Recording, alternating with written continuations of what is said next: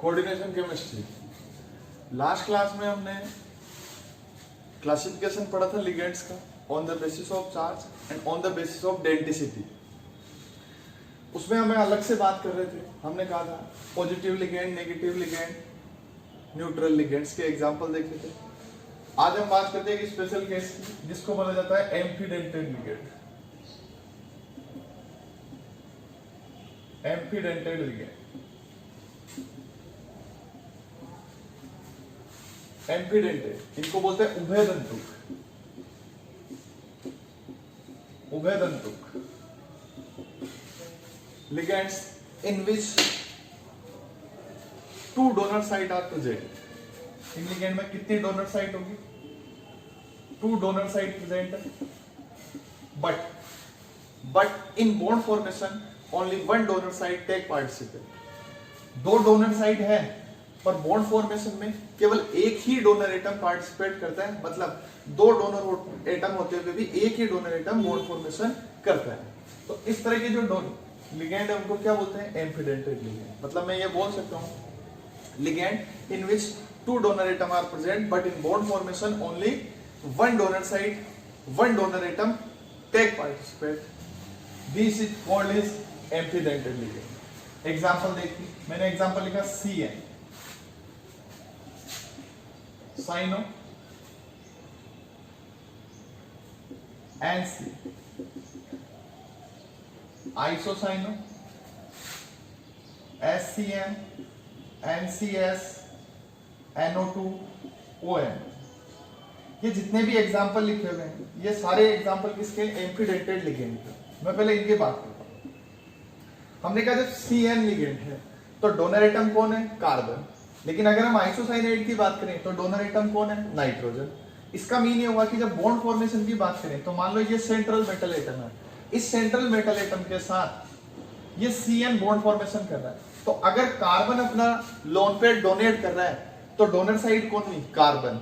और CN को हमने मोनोडेंटेड लिगेंड की कैटेगरी में रखा है, एक दंतुक लिगेंड की श्रेणी में रखा था। इसका मतलब CN जहां भी होगा वहां CN एक कोऑर्डिनेशन बॉन्ड का फॉर्मेशन करेगा। तो CN एक कोऑर्डिनेशन बॉन्ड बना रहा है, तो इस केस में अभी मैंने यहाँ CN लिखा तो यहाँ इसका कार्बन इलेक्ट्रॉन डोनर है, तो कार्बन यहाँ क्या कर रहा है? बॉन्ड का फॉर्मेशन कर रहा है।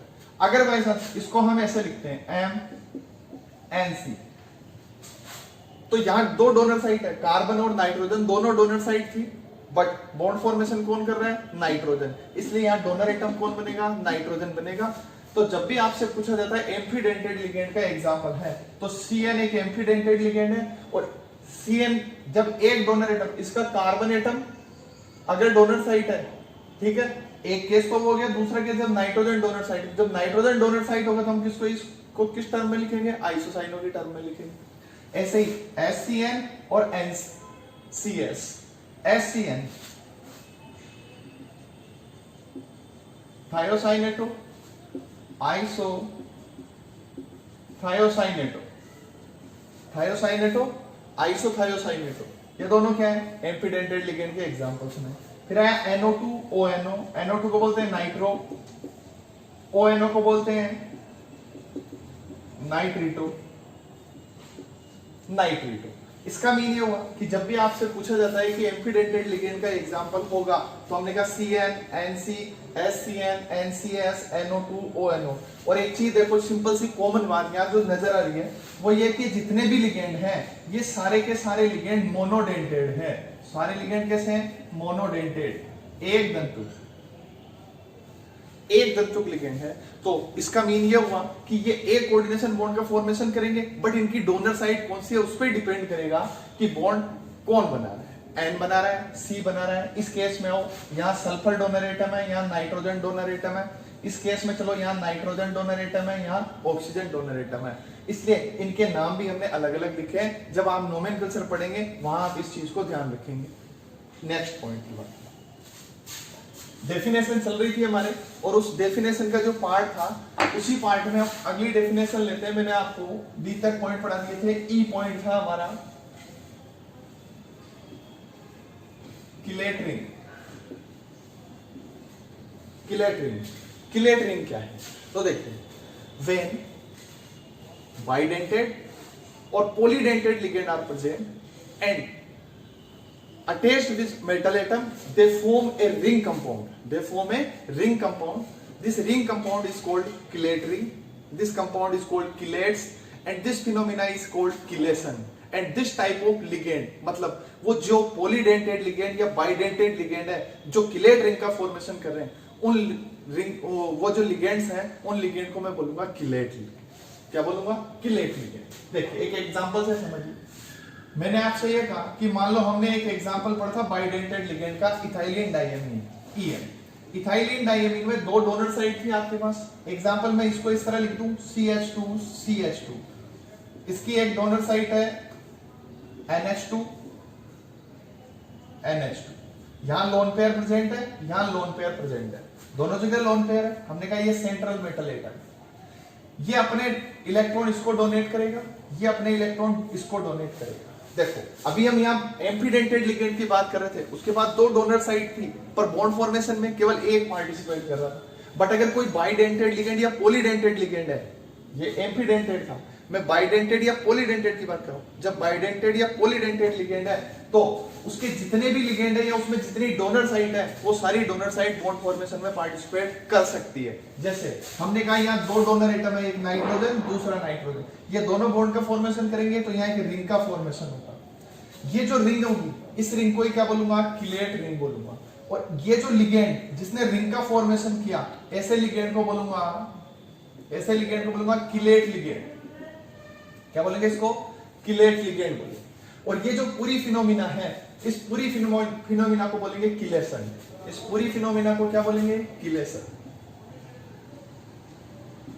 किलेशन. ठीक बात. अब बात करते हैं कि जब कंपाउंड में रिंग फॉर्मेशन हो गया तो ऐसे लिगेंड जो रिंग फॉर्मेशन कर सकते हैं वो कंपाउंड को उतनी ही ज्यादा स्टेबिलिटी प्रोवाइड कराते हैं. जैसे जैसे किलेशन बढ़ेगा, मतलब नंबर ऑफ मेंबर्स बढ़ेंगे किसी भी रिंग में, तो उसकी स्टेबिलिटी क्या होगी? इंक्रीज होगी. ये देखा गया 6 मेंबर्ड रिंग, 6 मेंबर्ड जो रिंग है, 6 मेंबर्ड रिंग जो है वो मोर स्टेबल रिंग की कैटेगरी में आती है. क्योंकि जब हम 6 मेंबर्ड रिंग की बात करते हैं तो 6 मेंबर्ड रिंग के केस में जो एंगल स्ट्रेन होता है वो मिनिमम हो जाता है. और जब एंगल स्ट्रेन नहीं है इसका मतलब उसमें किसी भी तरह का तनाव नहीं है, उसमें किसी भी तरह का कोई स्ट्रेन नहीं है, एक दूसरे एटम को कोई रिप्लेस नहीं कर रहा है. क्योंकि जैसे जैसे साइज बढ़ेगा एटम के बीच की डिस्टेंस बढ़ेगी. बट जब हमने बात करी 6 मेंबर्ड रिंग तो इसका मतलब ये हुआ 3 मेंबर्ड, 4 मेंबर्ड, 5 मेंबर्ड, 6 मेंबर्ड. तो मोर स्टेबल रिंग कौन सी हुई? 6 मेंबर्ड रिंग मोर स्टेबल होगी, सबसे ज्यादा स्थायी रिंग मानी जाएगी 6 सदस्य वाले को.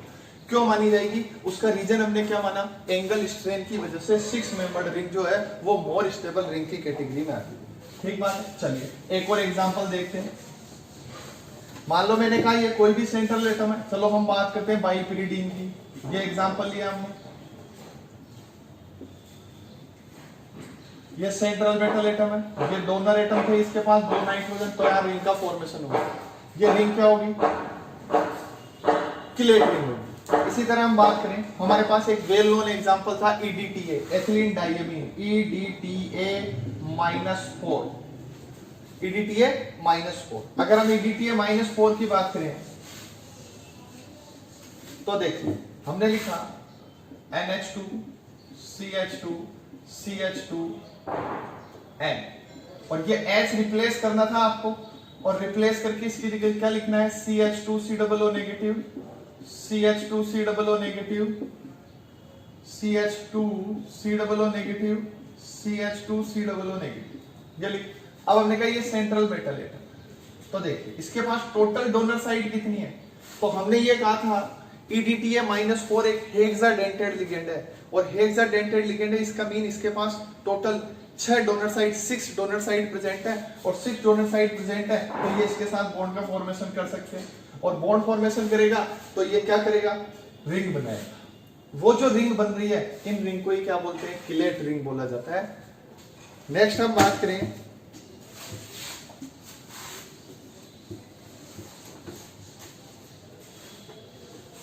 F. अगला पॉइंट है मेरा 4 जोन मेटल एटम और आयन. मेटल एटम पर चार्ज कैसे कैलकुलेट करना है। तो मैं ऐसे बोल सकता हूं कि ये जो चार्ज है मेटल एटम पे, ये जो मेटल एटम का चार्ज है, ये एक तरीके से उसका ऑक्सीडेशन नंबर है। उसका क्या होगा? Oxidation number. और जनरली देखो, आपको सबको पता था, हम पहले बात कर चुके हैं कि किसी भी कॉम्प्लेक्स कंपाउंड में जो कॉम्प्लेक्स आयन है या जो कोऑर्डिनेशन एंटिटी है, उस कोऑर्डिनेशन एंटिटी में एक तो मेटल होता है और एक लिगेंड प्रेजेंट होता है। तो वो जो मेटल और लिगेंड होते हैं, हमने स्क्वायर ब्रैकेट लिया, इस स्क्वायर ब्रैकेट में यहाँ तो हमने लिखा था मेटल और यहाँ हम लिखते हैं लिगेंड।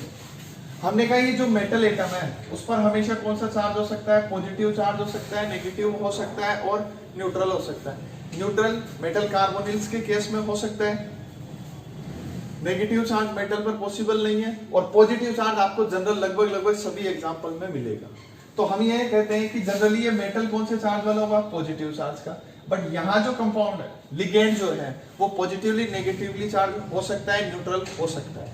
उसके बेस पे हम इस मेटल का क्या निकालना है? हमें चार्ज इस पे काउंट करना है कि सेंट्रल मेटल एटम पे चार्ज क्या है, या सेंट्रल मेटल एटम का ऑक्सीडेशन नंबर क्या है। सेंट्रल मेटल एटम का ऑक्सीडेशन नंबर आप ज्ञात करोगे तो आपको क्या यूज में लेना है? एक्स मेथड यूज में लेना है। कौन सी विधि काम में लेंगे? एक्स विधि काम में लेंगे। इसके अकॉर्डिंग मान लो मैंने कोई एक कॉम्प्लेक्स लिखा FeCN6 और यहां मैंने लिख दिया K4 FeCN6। ये मेरा फर्स्ट एग्जांपल है। इस फर्स्ट एग्जांपल में हमें किसका ऑक्सीडेशन नंबर काउंट करना है? Fe का ऑक्सीडेशन नंबर काउंट करना है। देखिए, जिस भी मेटल का ऑक्सीडेशन नंबर काउंट करना है उसको क्या मान लेंगे? X मान लिया जाता है। तो सपोज करो इसका ऑक्सीडेशन नंबर X है। अब हमने कहा K, तो देखो K एल्कली मेटल है, सारी मृदा धातु है, और ऑक्सीडेशन के रूल के अकॉर्डिंग सारी मृदा धातुओं के बाह्यतम कोश में एक इलेक्ट्रॉन होता है आउटर मोस्ट शेल में। तो एक इलेक्ट्रॉन है, इसका मतलब पोटेशियम पर हमेशा +1 चार्ज आएगा। तो देखो इस पर टोटल कितना चार्ज हो गया? +1 इंटू टोटल पोटेशियम कितने हैं? 4 प्लस इस पे कितना चार्ज हो गया? X plus Cn।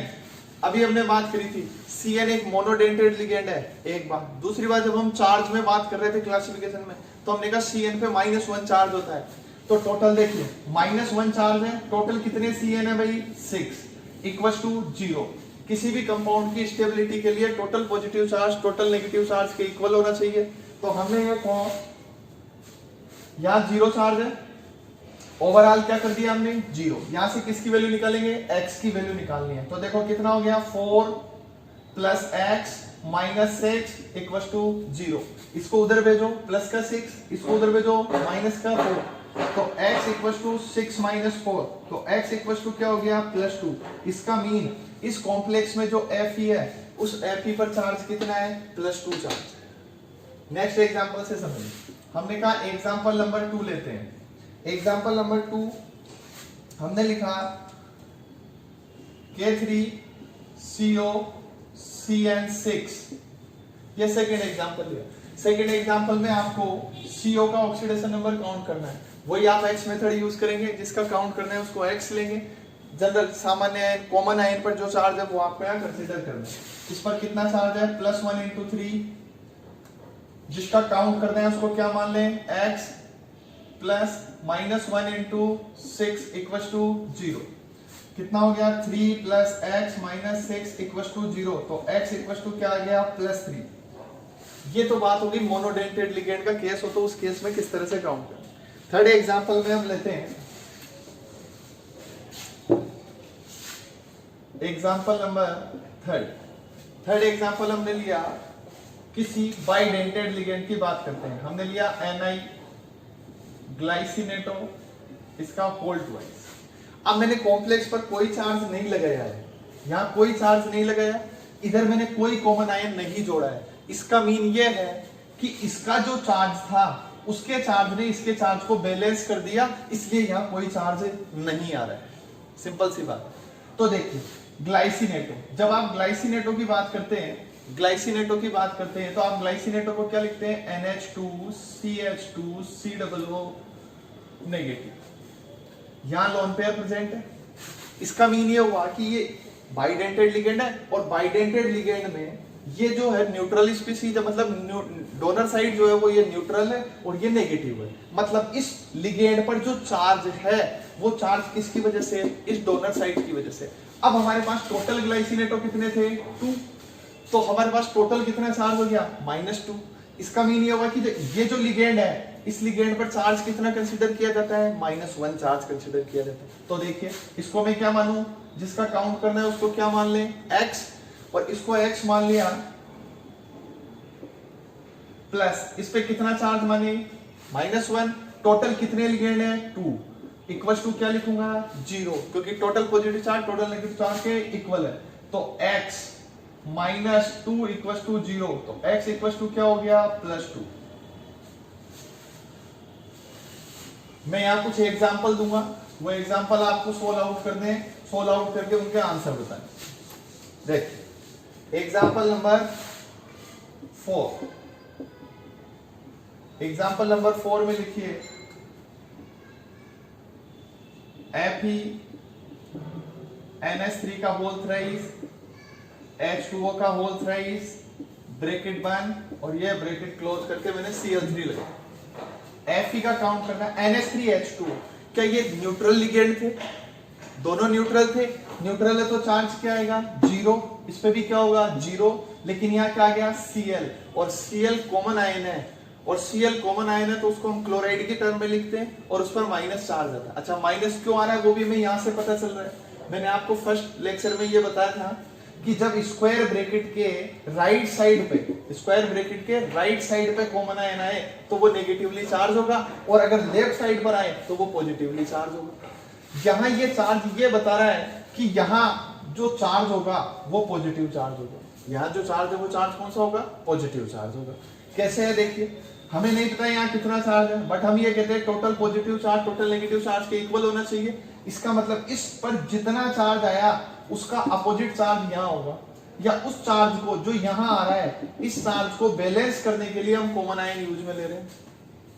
तो हम जब कॉमन आयन यूज में ले रहे हैं तो हमने ये बोला कि Fe को क्या मान लिया मैंने, x, प्लस NH3 पर चार्ज कितना होता है, 0, H2O पे चार्ज कितना होता है, 0, because NH3 and H2O behave as a neutral ligands. Cl पर चार्ज कितना है, -1, टोटल कितने Cl है, 3, तो x इक्वल टू क्या हो जाएगा, +3। कर सकते हैं। नेक्स्ट एग्जांपल देखिए, एग्जांपल नंबर 5 में हम ये कहते हैं, हमने लिखा Pt NH3 होल 4 ब्रैकेट 1, ये लो क्लोज करके मैंने लिख दिया Cl2। यहां हमें चार्ज काउंट करना है, Pt पर क्या चार्ज है, या हम यहां करते हैं, हाँ चलो 2, इसको x मान लो, x मान के सोल्व आउट करो, देखो इस पे कितना चार्ज है। तो देखिए यहाँ कितना चार्ज है, +2, तभी तो यहाँ -2 लगा क्योंकि इस पे चार्ज कितना है, 0, तो Fe का चार्ज कितना हुआ, +2। चलिए मैंने लिखा है एग्जांपल नंबर 6, ब्रैकेट क्लोज किया, Pt NH3 Cl4, oxidation number of platinum in this complex. देखिए इस पर 0 चार्ज है, डायरेक्ट कर रहा हूं, अपने एक्स मेथड की रिक्वायरमेंट नहीं है। अगर आप एक बार सबका चार्ज आपको पता है तो आप डायरेक्टली भी उसको सोल्व कर सकते हैं। इस पे कितना चार्ज है, 0, यहाँ -1 है तो टोटल कितना हो गया, -4, यहाँ कितना हो गया, +4। इसका मीन इस कॉम्प्लेक्स में Pt पर चार्ज कितना है, +4।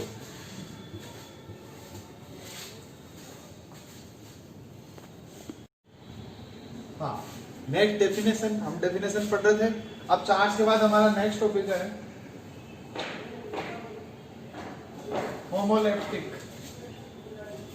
Homoleptic complex and heteroleptic complex. ये क्या होता है, हमने कई तरह के एग्जांपल्स ऊपर लिए हैं कॉम्प्लेक्स के। हम बात करते हैं होमोलेप्टिक कॉम्प्लेक्स और हेट्रोलेप्टिक कॉम्प्लेक्स की। होमोलेप्टिक कॉम्प्लेक्स के लिए हम बात करें complex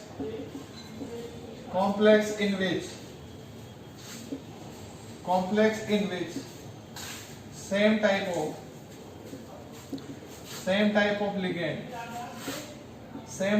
ligands are present। Same type of ligands, इसका मीन क्या है, सेम टाइप का मीन ये है कि टोटल जितने भी लिगेंड हैं वो सारे एक ही तरह के होने चाहिए। मतलब अगर Cn है तो सारे Cn हो, H2O है तो सारे H2O हो, En एथिलीन डाइमीन है तो सारे एथिलीन डाइमीन होने चाहिए। सभी लिगेंड जितने भी लिगेंड हैं वो सारे लिगेंड एक ही टाइप के हैं तो वो क्या कहलाएगा, होमोलेप्टिक कॉम्प्लेक्स कहलाएगा। देखिए इसमें हमें एग्जांपल लेते हैं। हमने एग्जांपल लिखा, एग्जांपल नंबर 1 मैंने लिखा FeH2O6 ब्रैकेट क्लोज करके Cl3 लिखा। क्या लिगेंड कितने, टोटल नंबर ऑफ लिगेंड की बात करूं तो 6 है, पर क्या सारे एक जैसे हैं, क्या सारे H2O है, इसलिए मैं इसको बोलूंगा होमोलेप्टिक कॉम्प्लेक्स। एग्जांपल नंबर 2 की बात करूं, मैंने लिखा NH3 Cl3, सारे लिगेंड एक जैसे हैं, NH3 है, सभी सारे 6 लिगेंड मैंने यूज में लिया और 6 के 6 लिगेंड कैसे हैं, NH3 है, तो ये किसके एग्जांपल में, होमोलेप्टिक कॉम्प्लेक्स के। अब मैं बात करूं हेटेरोलेप्टिक कॉम्प्लेक्स की, तो मैं क्या बोलूंगा, कॉम्प्लेक्स इन विच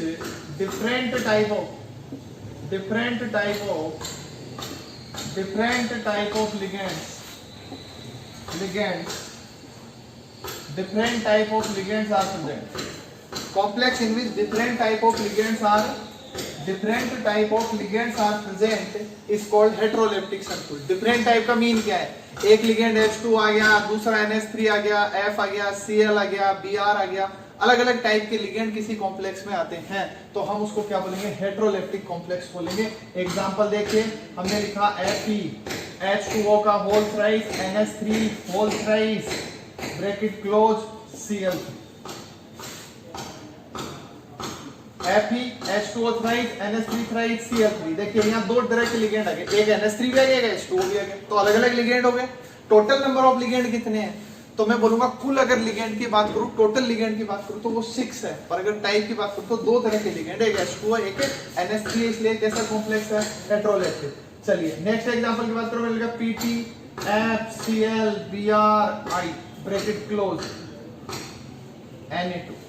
ये एग्जांपल नंबर 1 था आपका, ये एग्जांपल नंबर 2 है, ठीक बात है। तो क्या यहाँ 4 टाइप के लिगेंड है, FClBrI डिफरेंट लिगेंड है, when different type of ligand present then complex is called heteroleptic संकुल। कॉम्प्लेक्स जब अलग अलग प्रकार के लिगेंड होंगे तो संकुल क्या कहलाएगा, हेटेरोलेप्टिक, और जब एक ही तरह के लिगेंड होंगे तो क्या कहलाएगा, होमोलेप्टिक कॉम्प्लेक्स कहलाएगा।